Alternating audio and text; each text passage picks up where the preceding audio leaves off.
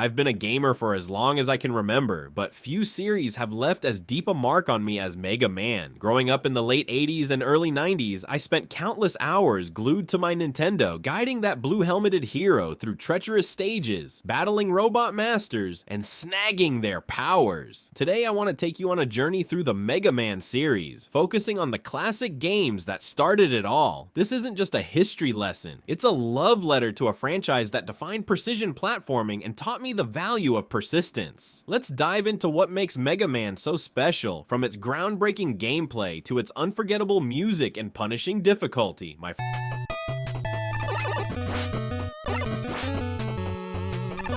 first encounter with Mega Man was with the original game, released in 1987 on the Nintendo Entertainment System. I was maybe 7 years old, popping the cartridge into my console, not knowing what to expect. The cover art of a blue armored dude with a gun arm was enough to hook me. From the opening stage, I was blown away. You're thrown into a world of vibrant pixel art, with Mega Man running, jumping, and blasting through enemies like Gutsman's rock-throwing minions or Cutman's rolling blades.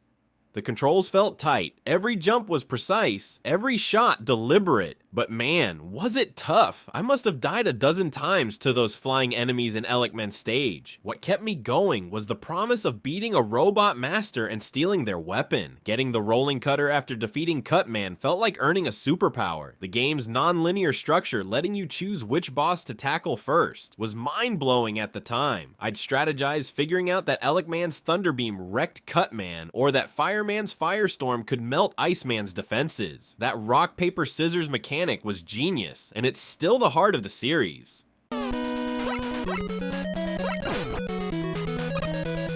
Mega Man 2 is where things really clicked for me, and for most fans, it's the gold standard. I remember getting it for my birthday in 1989 and losing an entire weekend to it. The jump in quality from the first game was staggering. The visuals were sharper, the stages more creative, like Quickman's laser-filled gauntlet or Bubbleman's underwater maze. The music? Oh, the music. To this day, I hum the Wily Castle theme without realizing it. I'd argue Mega Man 2 has one of the best soundtracks in gaming history, with every stage's track perfectly matching its vibe.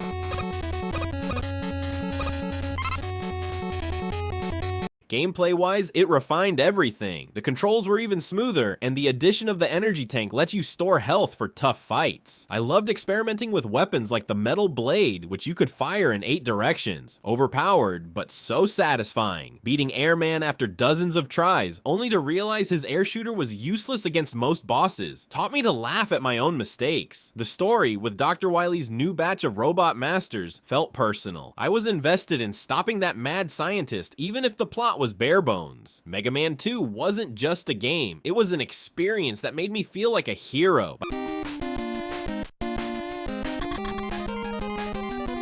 By the time Mega Man 3 hit in 1990, I was a seasoned blue bomber. This one introduced my favorite character, Proto Man, Mega Man's mysterious brother. His whistle theme still gives me chills. The game added sliding, which changed everything. Zipping under Needle Man's spikes or dodging Snake Man's crawling projectiles felt so slick. The stages were longer, with more checkpoints, which helped with the brutal difficulty. I struggled with Gemini Man's twin boss fight. Those laser beams were relentless, but figuring out the pattern was so rewarding. The new robot masters, like Magnet Man and Spark Man, had some of the coolest weapons yet. I'd spam the search snake to hit enemies around corners, grinning like an idiot. Mega Man 3 also brought in Rush, Mega Man's robotic dog. Using Rush Jet to glide across gaps in Top Man's stage was a game changer, though I'll admit I overused it. The game felt bigger, with a second set of stages where you fought the bosses from Mega Man 2. That twist blew my mind, even if it padded the runtime. Dr. Wily's fake-out ending, where you think he's dead but he escapes, had me shaking my head. Classic Wily.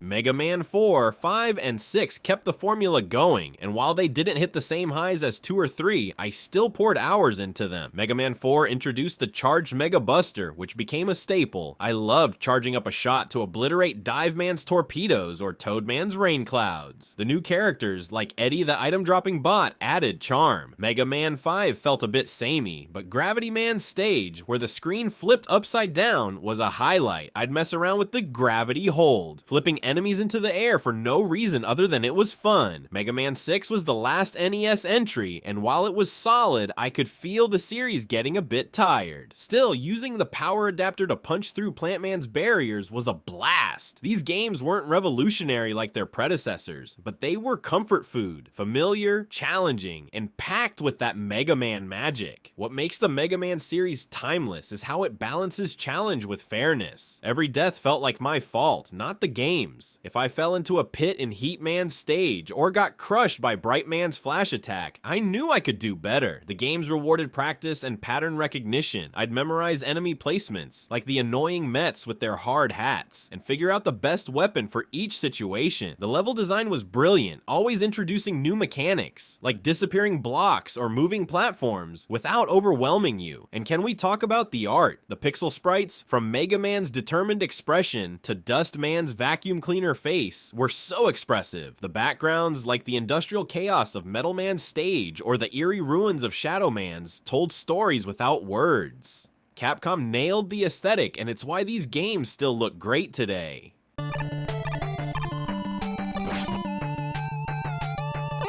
The series wasn't perfect. Some stages, like the disappearing blocks in Heat Man's level, were infuriating until I got the timing down. Certain bosses, like Yellow Devil from the first game, felt unfair with their unpredictable attacks. And by Mega Man 6, the formula was wearing thin. New weapons and gadgets couldn't hide that the series needed a shakeup. That's why Mega Man X on the SNES felt like such a breath of fresh air, but that's a story for another video. Still, the classic series laid the foundation for everything that followed. It taught me patience, creativity, and how to laugh off failure. I can't count how many times I threw my controller down, only to pick it up and try again. If you've never played the classic Mega Man games, do yourself a favor and check out the Mega Man Legacy Collection. It's got the first 6 games, plus quality of life features like save states for when Wily's Fortress gets too brutal. These games are tough, but they're fair, and the sense of accomplishment when you finally beat a stage or boss is unmatched. For me, Mega Man isn't just a series. It's a time machine to my childhood, to afternoons spent battling robot masters and dreaming of being a hero. Thanks for joining me on this trip down memory lane. If you're a Mega Man fan, let me know your favorite game or boss in the comments. And if you enjoyed this, hit that subscribe button. We've got more retro gaming deep dives coming. Until next time, keep blasting!